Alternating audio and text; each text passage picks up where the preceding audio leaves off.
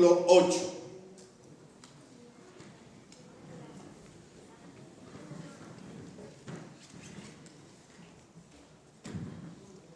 Juan capítulo 8.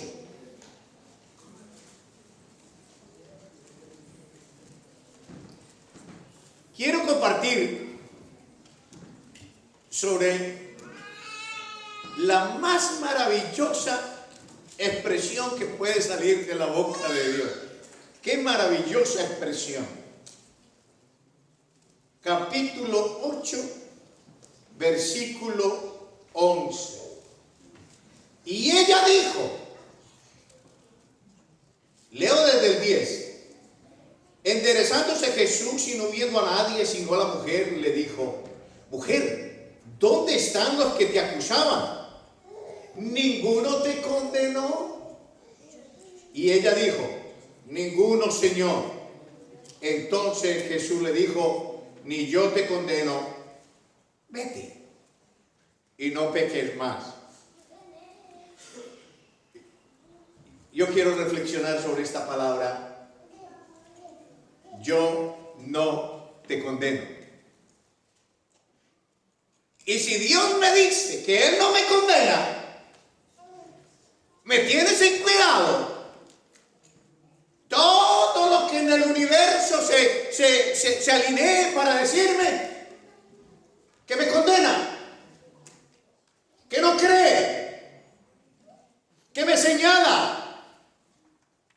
Pero si Dios me dice, yo no te condeno, será suficiente.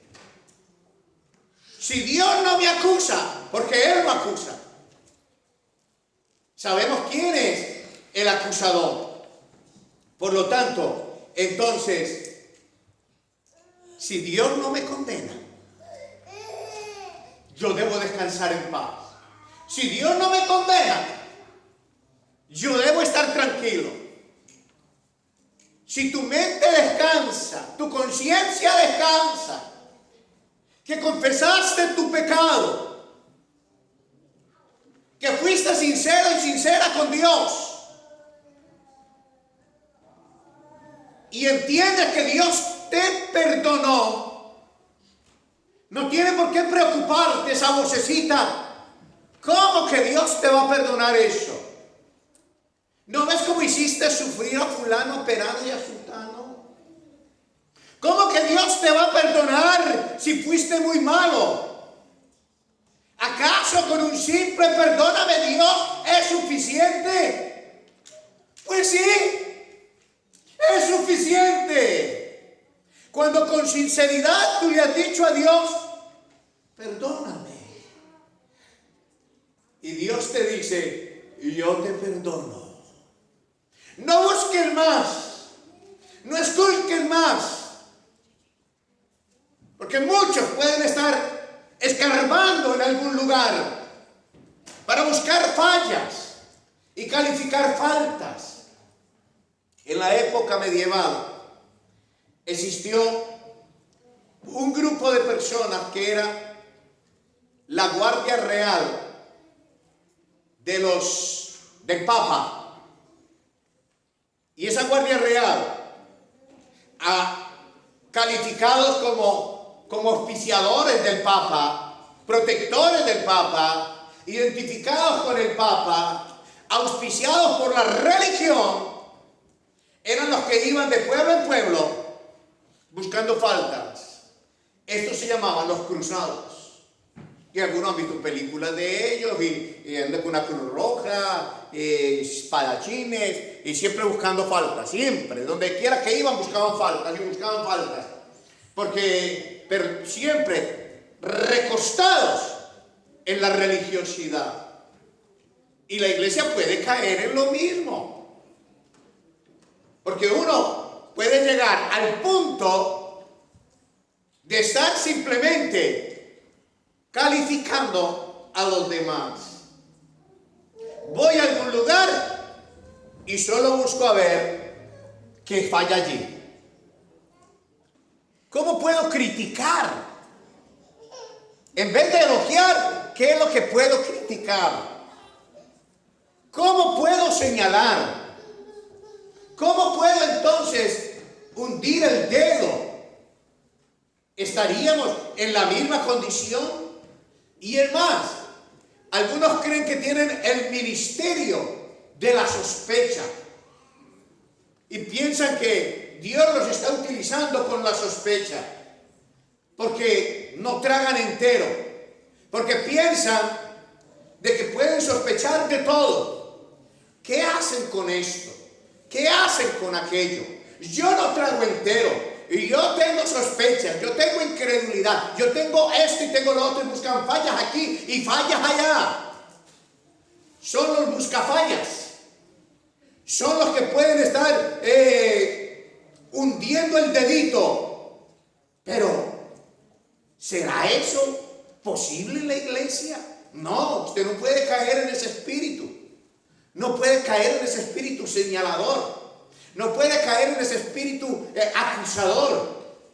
Porque el Señor no vino para acusar, señalar, ni condenar. Usted sabe muy bien lo que dice la Escritura, que Él vino para salvar al mundo.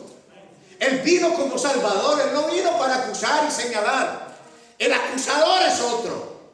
Por lo tanto, si alguien en esta noche está pasando por esa situación de que esa vocecita le está diciendo: no te perdonan, no te perdonan, no te perdonan, no te perdonan, no te perdona, y su conciencia no puede descansar, no creas que eso es de Dios, no creas que es el Espíritu Santo. El Espíritu Santo no trabaja así. Si usted se arrepintió verdaderamente, si usted pidió perdón con sinceridad, con toda seguridad, que el Espíritu Santo no trabaja así. Lo que viene de Dios no es de esa forma, porque la sabiduría que viene de lo alto es pacífica, es buena, llena de amor, no de incertidumbre, y no es acusadora, porque el Señor no vino a acusar, Él vino fue a redimir. Él no vino a condenar, Él vino a redimir, porque en Dios, aleluya, está la redención. Denle el aplauso a Él. Bendito sea su nombre. Porque no podemos tomar el lugar. Porque cuando uno condena a alguien, se está sentando en el lugar del juez. Y cuando uno se sienta en el lugar del juez, está emitiendo sentencia. Es que a mí me parece. ¿Sabía usted que no más por la mera apariencia se forman una opinión de alguien y dan una sentencia? Fulanito es muy orgulloso. Y después de que lo tratan, hasta le piden perdón, perdóneme, pero antes de conocerle yo creía que usted era muy orgulloso, que usted era muy altanero, que usted era muy altivo, pero no, veo que no, porque a medida que lo va tratando, se da cuenta que no era así. Era la mera apariencia. Por eso el apóstol Pablo dijo: no condenes, no condenes. No podemos condenar a nadie. No podemos emitir sentencia. ¿Por qué? Porque la sentencia ya la llevó el Señor por nosotros. Nosotros teníamos una sentencia. ¿Y cuál es la sentencia? Todos nosotros éramos culpables. Culpables. Ninguno de nosotros delante de Dios éramos inocentes. Pero por causa de la muerte de nuestro Señor Jesucristo, todos nosotros fuimos redimidos de los pecados. Y Él se llevó esa sentencia de culpable. Esa sentencia que estaba contra nosotros, Él se la llevó. Él cargó con todo ello. Por lo consiguiente, entonces, hoy no puede ser condenado, no puede ser señalado, no puede ser acusado, porque ya el Señor, aleluya, te declaró inocente por la sangre misma derramada. Cada uno de nosotros delante de Dios podemos levantar nuestra frente y poder decir, podemos hablar con Él, porque no tenemos que esconderlo, pues Él, aleluya, nos ha perdonado. Denle el aplauso a Él. Bendito sea su nombre. ¿Sabe que los fariseos, siempre que venían a escuchar a Jesús, venían a buscar alguna falla? Siempre venían a buscar fallas, a ver en qué lo podían señalar. En el mismo capítulo que leímos de Juan 8, ahí está. Y buscándole algo con qué acusarle, le preguntaron. Y le preguntaron, mire, esta mujer fue sorprendida en adulterio. Y Moisés nos manda que la apedreemos. ¿Qué dices tú? Era para a ver si lo podían encontrar alguna falla para acusarlo y poderle apedrear también a él. También cuando le trajeron la moneda, le dijeron, ¿es propicio darle tributo a César, sí o no? Y Jesús le dijo, pero esto decían para buscarle caída al maestro. Entonces, aquellos hombres siempre venían buscándole al Señor algo. Pero el Señor nunca venía a buscar faltas en ellos. No, porque el Señor, ese no es el espíritu de Él. Él no venía a buscar falta en los judíos, en los fariseos. No, los mismos fariseos los que venían a buscar falta. Entonces no podemos dar rienda suelta a ese espíritu en nosotros mismos. No es cuestión. Por eso, mire, hay una máxima en Juan 7, capítulo 7, una página atrás. Juan, capítulo 7. Versículo, permítame, 37. En el último y gran día de la fiesta, Jesús se puso en pie y alzó la voz y dijo, si alguno tiene sed, venga a mí y beba. Mire. En el último y gran día de la fiesta, esta fue en la fiesta de los tabernáculos. Esta fiesta duraba una semana. Para que entendamos el asunto, esta fiesta duraba una semana más o menos. En el templo, lógicamente, en el patio del templo, donde se reunían todos durante la semana, usted se imagina miles de personas que venían a ofrecer sacrificios en el templo el día de los tabernáculos.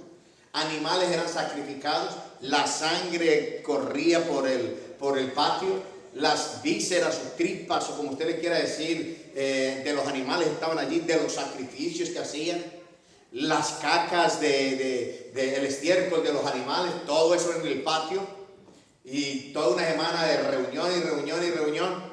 Entonces a los que les correspondía limpiar eso eran los levitas. Debajo del templo había una fuente de agua. Entonces, cantidad de levitas llenaban baldes de agua, porque en el último día de la fiesta, ellos llevaban sus baldes, llenaban esos baldes y los llevaban a ese patio, y en un momento dado volteaban todos esos baldes para empezar a limpiar aquella suciedad. Eso inspira al maestro. Eso inspira al maestro. Porque aquella cantidad, cientos de baldes tirados, eso daba como un río limpiando aquello. Y el Señor se toma la inspiración para decir, el último y gran día de la fiesta, según dice la historia, fue en esa ocasión cuando Él dice, si alguno tiene sed, venga a mí, beba. Y de su interior, viendo esa agua correr, correrán ríos de aguas vivas. Venga a mí, beba. Y todos dijeron, un momentico, ¿cómo que vamos a Él? Él no dijo, vengan a Dios. Él no dijo, vengan al Creador. Vengan. No. Él dijo, vengan a mí y beban. Y inmediatamente todos dijeron, si solo Dios puede decir eso, ¿cómo que vayamos a Él? Y lo juzgaron. Y en el verso 50, un hombre llamado Nicodemo, sabemos muy bien quién era Nicodemo, aquel que vino a Jesús de noche. En Juan 3, un seguidor de Jesús. Entonces Nicodemo, en Juan 7:50 le dijo Nicodemo, el que vino a él de noche, el cual era uno de ellos, le dijo, ¿juzga acaso nuestra ley a un hombre si primero no lo oye y sabe lo que ha hecho? ¿Se va a juzgar a alguien sin primero escucharle? ¿Se puede juzgar a alguien sin oírle? ¿Se puede condenar a alguien sin primero escucharle? Deben oírle. Se tiene que ser equitativo en ello. Se tiene que escuchar la contraparte. Pero qué maravilloso, el Señor se hace entender. Cuando está hablando con pescadores, cuando Él está hablando con pescadores, y Él dice, el reino de los cielos es semejante a una red que tirada en el mar recoge toda clase de peces. Los pescadores lo entienden.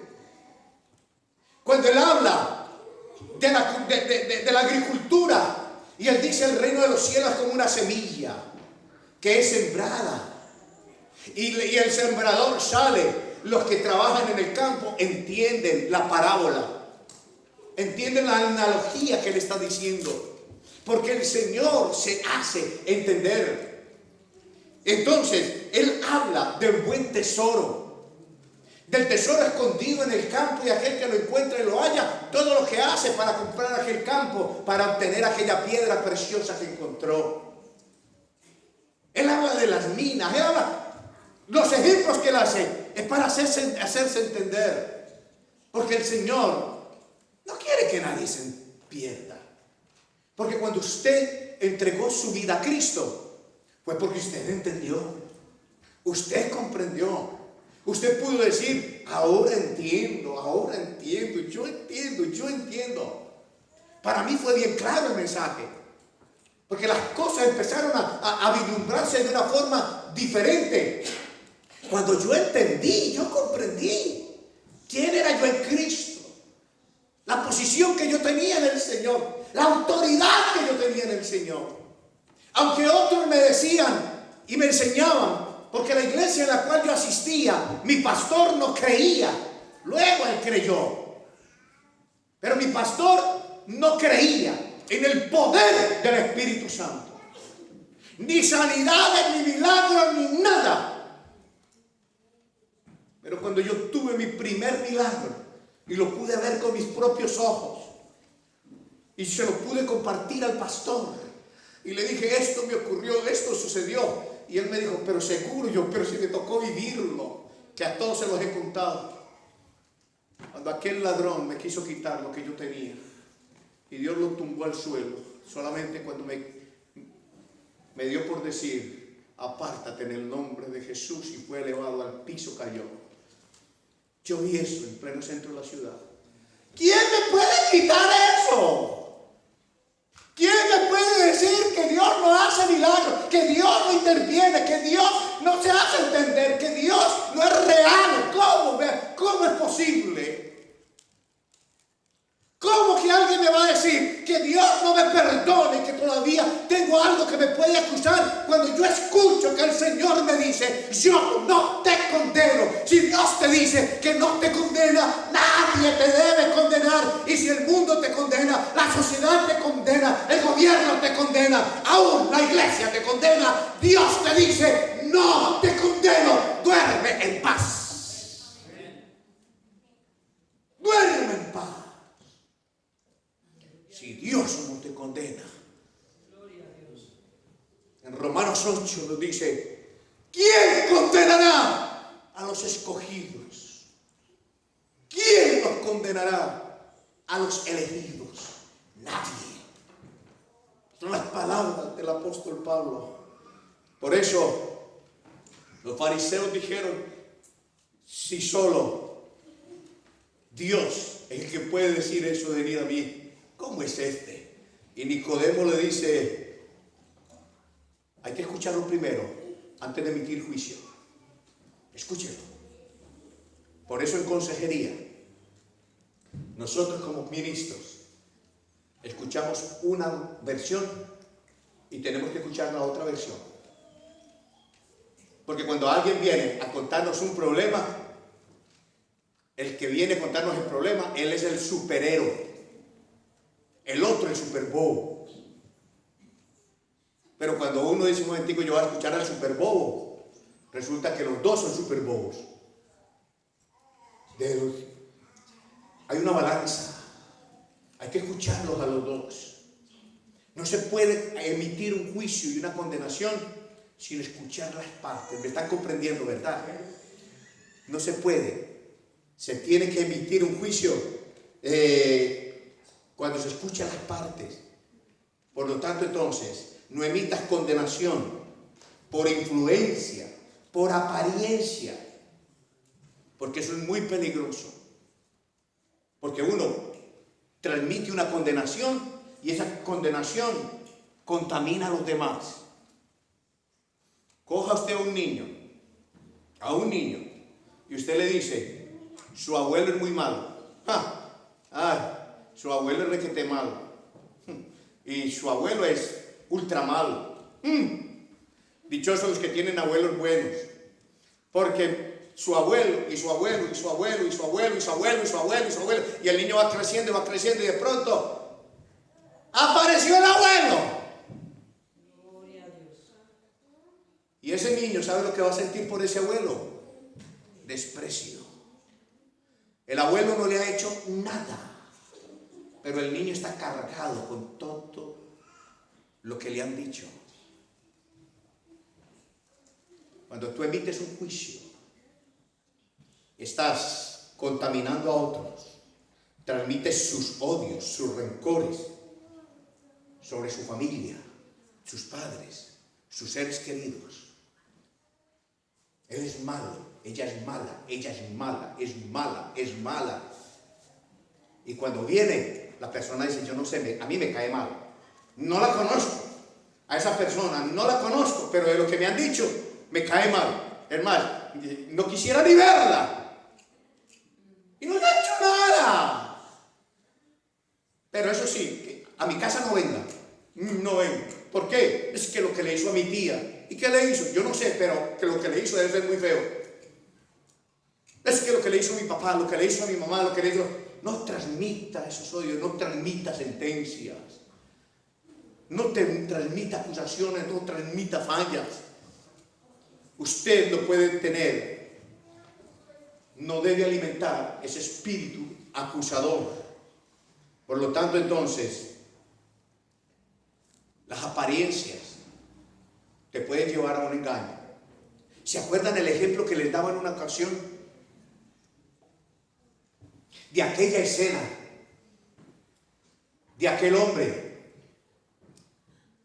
en un tercer piso, la ventana abierta, y el esposo, lindo esposo, coge a la mujer por el pelo y la lleva a la ventana y la va a tirar, y ella no, ella le pone el pie así contra la pared, no, y él que sí, que te lanzo, yo te lanzo, y ella que no, y él insistiendo que la tiene que tirar, la tengo que tirar, yo te tengo que tirar, y ella que no. Si dejamos la cosa así, ese hombre es muy malo, horrible, va a tirar a la esposa por un tercer piso. Pero si terminamos la historia, en la parte de abajo están los bomberos con una lona grande. El edificio está incendiado y los bomberos están gritando, tírala, que aquí la salvamos. Cambió la imagen, ¿verdad? Las apariencias engañan. Por eso hay que escuchar las versiones. Las versiones. Hay que escuchar al otro. No se puede emitir un juicio sin escuchar al que vamos a enjuiciar. Se debe emitir un balance, ser equitativo en ello. Por lo tanto, entonces, si se hiciera de otra forma, estamos nosotros acusando, porque uno acusa, no más. Me han enterrado 5 veces hasta el momento, hasta cuando se vino Edgar, 5 veces me han enterrado en Colombia, me declararon muerto. O sea, yo soy Lázaro, llámeme Lázaro y quiere. ¿Cómo me he encontrado cuando he ido a Colombia? Hermano, ¿usted no estaba muerto, pues? Sí, yo no sé, pero hermano. Y otros, ya se levantó, porque nos dijeron que usted se había apartado del Señor. Todo porque ya no está uno en boca de los hermanos de la iglesia, porque uno está predicado en todas las iglesias. Entonces el hermano Chalarca está en el mundo. Y más hace ya 17 años que estoy acá. ¿Cómo no voy a estar en el mundo? Uy, ¿para cuántos estaré en el mundo? Solo porque se emite un juicio. Y yo, viviendo para el Señor, sirviéndole al Señor, trabajando para Él. Pero se emite un juicio, simplemente por mera apariencia. No seamos acusadores. No podemos emitir un juicio sin antes escuchar la contraparte, sin antes escuchar a los demás. Yo en una ocasión que llegué a Colombia, fui con mi propio hijo. Le dije, yo tengo que ir a arreglar un problema en una parte, porque Dios me da sueños, siempre me daba sueños con alguien, y me daba sueños. ¿Qué barrera había en una situación? Yo tengo que arreglar eso. Cuando vaya a Colombia, y cuando fui con mi hijo. Y llegué allá donde el pastor. Y cuando llegué donde él, lo abracé. Él estaba receloso. Y yo le dije, hermano, vengo a arreglarlo entre usted y yo. ¿Qué fue lo que pasó? Porque fue la última iglesia de la cual yo me despedí, donde todos mostraban su amor. Una iglesia muy grande en Colombia. Todos mostraban su amor hacia mí, y más usted, su amor y el respeto hacia mí. Y de la noche a la mañana todo se pativolteó. ¿Qué le hice yo a mi hermano? Y me dijo, no, la verdad, usted no me ha hecho nada, hermano. Me dijo, la verdad, usted no me ha hecho nada. Sino que me dijeron que usted estaba fundando iglesias por aquí. Yo, ¿dónde? Yo estoy en los Estados Unidos. Yo estoy en los Estados Unidos, yo no estoy mandando a nadie, no estoy haciendo nada aquí. Vengo y visito a mi hijo, no más. A mis hijos, no más. Y me dijo, no, me volvió y me abrazó, no, perdóname. No, la verdad que me has hecho, no me has hecho nada. Pero durante todo ese tiempo, condenado, condenado, condenado y señalado. Condenado, condenado y señalado. Hay que escuchar la otra parte. Hay que escuchar la otra parte. No emitamos juicio simplemente por un me parece, por un me imagino. Hechos 10:14. Este Hechos 10:14 es muy conocido. ¿Por qué? Porque es la expresión de Pedro. Cuando el Señor le dice a Pedro, mata y come, y le da esa revelación de esos animales que bajan en el lienzo, y le dice, mata y come. ¿Y sabe qué dice Pedro? No, Señor, porque ninguna cosa común e inmunda he comido jamás. O sea, le manifiesta su relación con Él, su obediencia con Él, la obediencia a la palabra, y entonces se identifica y le dice, no, porque ninguna cosa común e inmunda entra por mi boca. Y el Señor le respondió la segunda vez, verso 15, lo que Dios limpió, no lo ensucies. Lo que Dios limpió, no lo llames tú común. Cuando Dios perdonó a alguien, no lo ensucies. Si Dios perdonó a alguien, no lo condenes. No lo condenes. Ahí en Colombia está el asesino más grande en el mundo entero de niños. Los violó, los enterró y la cuenta pasa de 500. Escuchen, pasa de 500. Y él colaboró con las autoridades y ya no se acordaba dónde había enterrado los niños.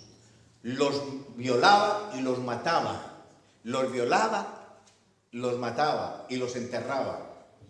Y cuando lo cogieron, le dieron 60 años Sin embargo, un día sale la noticia en el periódico que este asesino se convirtió al evangelio. Y dijeron todos, vea, olvídese. Así nomás, perdóname Señor por esos 500 muertitos. Así nomás. ¿Sabe que este año salió de la cárcel? Nadie le cree. Pues eso es probable que está recibiendo lo que sembró. Pero una cosa, si él entendió lo que estoy compartiendo en esta noche, pongo el caso más fuerte que es él. Si él se arrepintió de verdad y escucha de Dios esta expresión, yo no te condeno. Nadie lo puede juzgar, porque a nadie, según la ley, nadie puede ser juzgado 2 veces por el mismo crimen. A nadie. Pero la sociedad lo puede señalar, el mundo lo puede señalar. Ella era la prostituta, él era el ladrón, él era esto, él era lo otro, él era aquello. Pero qué bueno es cuando uno puede levantar la mente, la frente en alto, y uno puede decir, el Señor no me condena, yo puedo vivir en paz. Cierra tus ojos. Ni yo te condeno, dice el Señor, ni yo te condeno.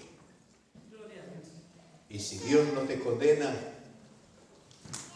lo demás sobra.